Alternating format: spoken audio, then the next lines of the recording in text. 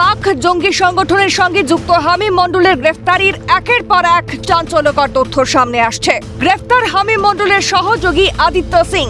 হাওড়ার ৩৫৭ নম্বর বেলিলিয়া স্টোরের বাড়ি থেকে আদিত্যকে গ্রেফতার করে স্পেশাল টাস্ক ফোর্স। হামিম মণ্ডলকে জিজ্ঞাসাবাদে উঠে আসে আদিত্য সিং এর নাম। তারপরই তাকে গ্রেফতার করা হয়। হাওড়ায় চার দেওয়ালের ঘরে বসেই নাশকতার ছক। অন্যদিকে পরিবারের লোক আদিত্যের এই সব বিষয়ে কিছুই জানতেন না বলে সাফাই। তবে এই ঘটনার সঙ্গে যুক্ত থাকলে শাস্তির দাবি।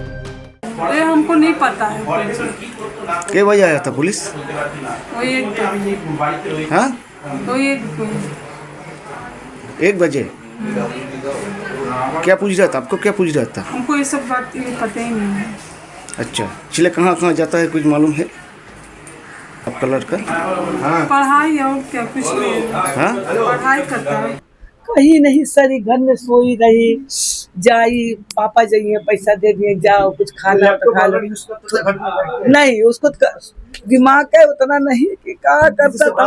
हम लोग तो देखा नहीं सर। कोई पुलिस उनको लेकर चले गए? हाँ, रात को ही लेके चला। घर से क्या क्या उठा कर लेकर गए उसके साथ? Laptop, mobile, diary? लैपटॉप और एक मोबाइल। अच्छा। और बैग में क्या था नहीं पता। अच्छा, फिर? क्योंकि हम नीचे थे तो ऊपर नहीं आ पाए। अच्छा। तो नहीं, हम लोग को नहीं मालूम, हम लोग नीचे में रहते थे ना, ये तो ऊपर में रहता था ना। अच्छा। हाँ, तो देखते थे कि बाहर में थोड़ा घूमने फिरने जाता था, बस यही सोचते थे बस। और इतना, इससे ज़्यादा हम लोग को पता, अगर इतना हम लोग को पता रहता कि यहाँ तक जाते हम लोग कंट्रोल नहीं करते बच्चा को। তো অভিযোগ উঠে আসছে। এটা তো খুব খারাপ জিনিস। এটা করে থাকলে তো যা শাস্তি যা শাস্তি হবে। একটা নাগাদ এসটিএফ এর আধিকারিকরা আসেন এই ৩৫৭ নম্বর এলাকার আদিত্য সিং এর বাড়িতে, ওরফে রাজু, এবং সেই তার বাড়িতে আসেন এবং তাকে সেই শনিবার রাত্রে তাকে কিন্তু এখান থেকে আটক করে নিয়ে যায় এসটিএফ এর আধিকারিকরা, এবং তার কাছ থেকে উদ্ধার হয় একটি মোবাইল ফোন এবং একটি ল্যাপটপ। সেটিকেও কিন্তু বাজেয়াপ্ত করেছে পুলিশ।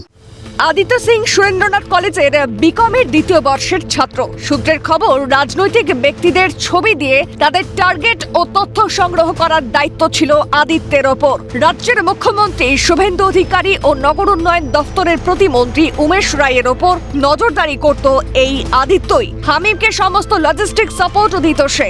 বিশেষ এনক্রিপ্টেড অ্যাপ ব্যবহার করে আদিত্য তথ্য দিত। তদন্তকারীদের দাবি, এমনকি উমেশ রায় ও তার ছেলের ছবি ভিডিও হামিমকে দিয়েছিল আদিত্য। সেই সমস্ত তথ্য নিয়ে তা বাস্তবে রূপান্তরিত করা এবং ব্লুপ্রিন্ট তৈরি করার দায়িত্ব ছিল হামিম মণ্ডল ও তার বিশেষ বান্ধবী অর্পিতা সরকারের ওপর। পাক জঙ্গি যোগে এবার হামিমের সহযোগী আদিত্য সিংকে গ্রেপ্তার করল রাজ্য পুলিশের এসটিএফ। হাওড়ার বেলিলিয়া স্টোর থেকে রবিবার মাঝরাতে তাকে গ্রেপ্তার করা হয়েছে। মূলত এই আদিত্য সিং, যার বাড়ি বেলিলিয়া স্টোরে, এই আদিত্যর সঙ্গে হামিমের দীর্ঘদিনের সম্পর্ক, এমনটাই এখনো পর্যন্ত রাজ্য পুলিশের এসটিএফ এর আধিকারিকরা জানতে পেরেছেন। আদিত্য সিং মূলত বিশেষ যে এনক্রিপ্টেড অ্যাপস, সেই অ্যাপস ব্যবহার করে লজিস্টিক সাপোর্ট দিয়ে মন্ত্রী উমেশ রায় এবং তার ছেলেকে অপহরণের ছক কষে সেই সমস্ত তথ্য এবং বিভিন্ন ছবি তুলে দিত হামিম মণ্ডলের হাতে। প্রায় মাস তিনেক আগে হাওড়া স্টেশন সংলগ্ন অত্যন্ত ঘিঞ্জি জনবসতিপূর্ণ এলাকা নমক গোলাঘাট রোডে দেখা করেন হামিম মণ্ডল ও আদিত্য সিং। সেখানে প্রায় ১.৫-২ ঘন্টা আলাপচারিতা হয় তাদের। প্রায় ৩ থেকে ৪ বার দেখা করেন দুজনে। পাক জঙ্গি সংগঠনের সঙ্গে যুক্ত থাকার ঘটনায় এখনো পর্যন্ত হামিম মণ্ডল, তার বিশেষ বান্ধবী অর্পিতা সরকার ও আদিত্য সিংকে মুখোমুখি বসে জিজ্ঞাসাবাদ করতে চায় বলে এসটিএফ সূত্রের খবর। বাজার সংলগ্ন এলাকা, এমন একটা জায়গা তারা প্রথম আলাপের জন্য বেছে নিয়েছিলেন, যাতে কোনোভাবেই দুই যুবকের মধ্যে কী ধরনের কথাবার্তা হচ্ছে তা যেন কারোর চোখে সন্দেহ না হয়।